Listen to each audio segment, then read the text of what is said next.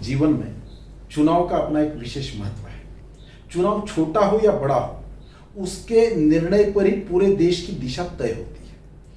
दिल्ली के चुनाव का समय 2017 में मैं दिल्ली के प्रभारी के रूप में चुनाव को देख रहा था। एमसीडी का चुनाव था।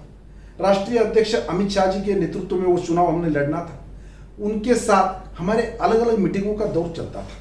मीटिंग की स्ट्रेटेजी बनाना, निर्णयों का फाइनल करना, उम्मीदवारी फाइनल करना, ऐसी सब बैठकें चलती थी। एक दिन मीटिंग चलते चलते अमित शाह जी का ध्यान मेरे पैर पर गया।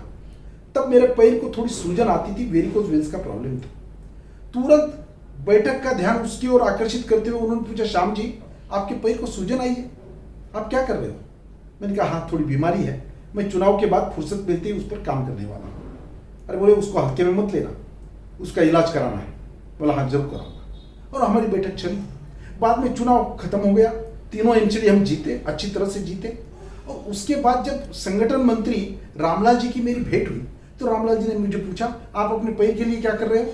अध्यक्ष जी ने मुझे कहा है उसके लिए इलाज कराना है, उसको उनको मुझे बताना भी है। मुझे लगा अपने सहयोगी के लिए इतनी बीमारी का ध्यान रखते हुए चिंता करने वाले अमित शाह जी, पूरा देश अमित शाह जी को सख्त, कर्तव्य कठोर, कर्मठ, काम के प्रति अलर्ट, ऐसा जो नेता उसमें देखते हैं, उसके साथ साथ मानवीयता के आधार पर कार्यकर्ताओं के लिए इतनी संवेदनाएं उनके पास है।